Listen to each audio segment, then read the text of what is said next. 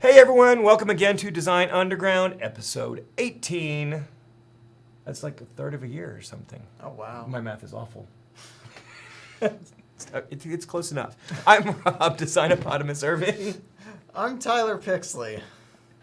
Also known as Pixley. Yes. Also known as Aimbot. See, I considered doing that and I wasn't going to. It's not because he uses an aimbot, it's because he is an aimbot.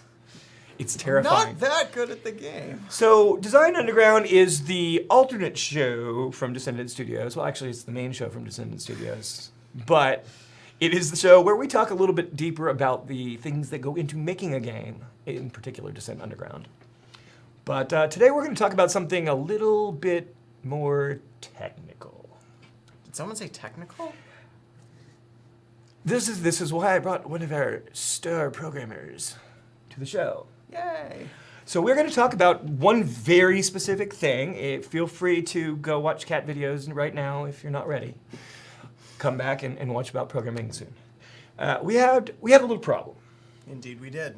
We're going to talk about how we approached the problem, how we fixed the problem, what the problem was. And when we went to Rooster Teeth, which we've been talking about a lot because it was a really stupendous success, and we had a great time and we worked a lot. Yeah. I think you were standing up for pretty much the whole show. Yes, I stood up for like 10 hours. 10 hours each day. Each day. Yep. It was Every day. Yep. Including moving the booth several times. Yep. Why the heck not? So we went to Rooster Teeth, and we put people down in front of the Oculus Rift, or inside the Oculus Rift, as the case may be, in front of a joystick, because a lot of them wanted to play joystick. Joystick is a good thing. And for some reason, that made them feel a little uncomfortable. Because the joystick was really twitchy. Yup. Really super twitchy. And of course, our first response to that was, okay, let's turn the sensitivity down, but that was not the problem. Nope. So let's talk about the problem. You went in to work with this plugin. What is the plugin we're using for our joystick? First, explain that. This is important so the plugin we're using is called UE Joystick plugin. It's actually technically a fork of the UE Joystick plugin. I don't remember the names of the people off the top of my head, but they did awesome work. The fork of the fork we use is supposedly the better one, and I'm inclined to believe that. Basically what it does is it expands UE4's capacity to recognize input devices, because by default it just recognizes gamepads, keyboards, mice, and like phone stuff. It doesn't recognize joysticks, don't recognize foot pedals or HOTASes or any other cool stuff. And we have a lot of those coming. A lot of those. Indeed we do. So that's what it's supposed to do. What it does. Yeah. But so when we discovered this problem, I went into the engine and did what programmers do best. How did you debug it? We added a bunch of print statements to see what was going on. It sounds clunky, but it works. Yes.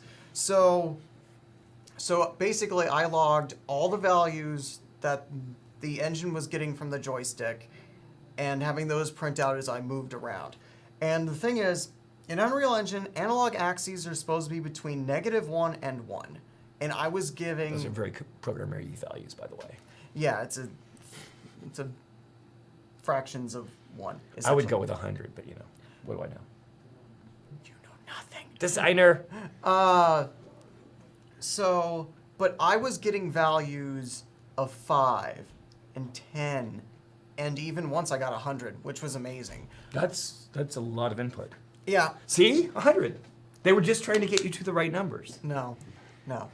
Because that wasn't supposed to be happening. If it was clamped, or it was supposed to be clamped at the -1. It's not that it's supposed to be clamped necessarily. It's that those are the values. So like if you play on a gamepad, the bottom is -1, the top is +1. Well, why was the joystick not doing that? Well, so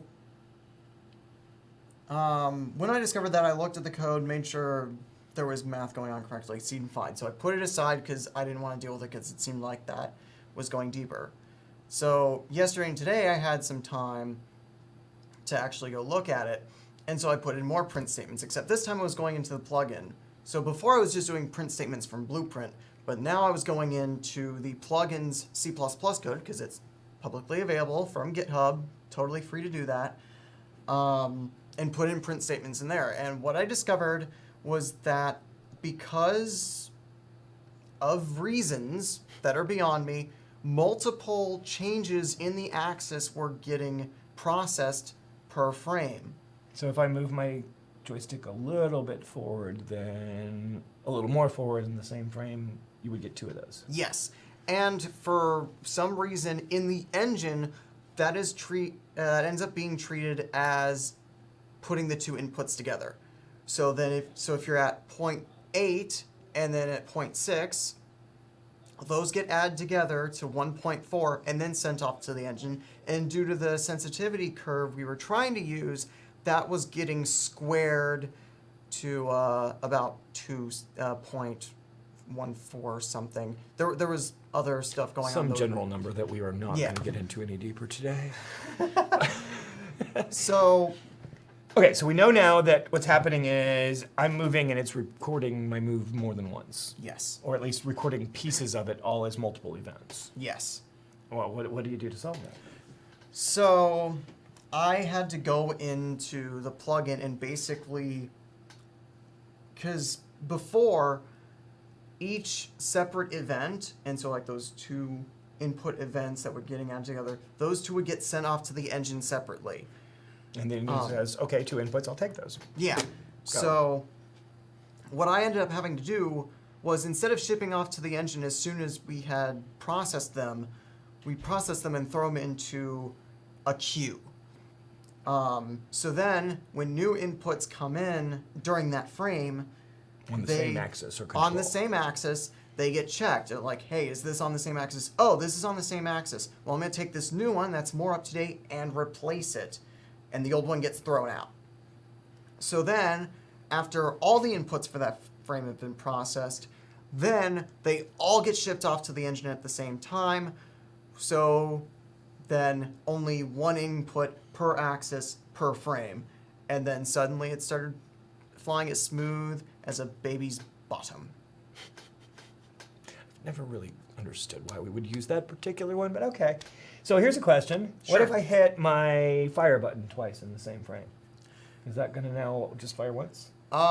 So I went ahead and put in the same system for the buttons as well, but it didn't seem like any such problem was occurring with the triggers, probably because since 60 FPS is like the minimum I'd want to play with.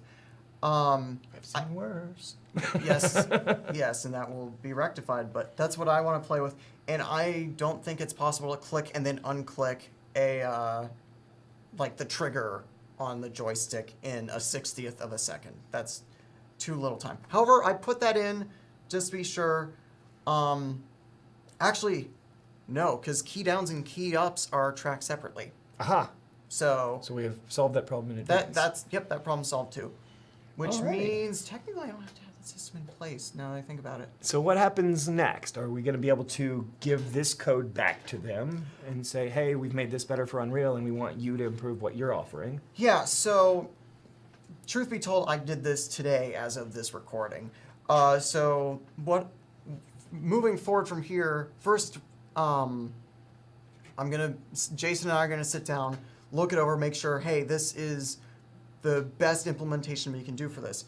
And then we'll do what's called a pull request, basically a message with code in it saying, hey, we made this change, we think you should integrate it into your version of the plugin. And then if they like it, they integrate it. If they don't, then they don't. But we still have ours. And because of the way GitHub works, we could theoretically just put out our own fork of that fork. So That's a lot of forks yes. when all you need is a knife. Alanis Morissette told me about that. So No knives on GitHub, Rob. So there is a day in the life cycle of a programmer. I know you will have all run off right now to sign up for programming school, so you're not seeing this, but thank you once again for hanging out at Design Underground. We will see you next time.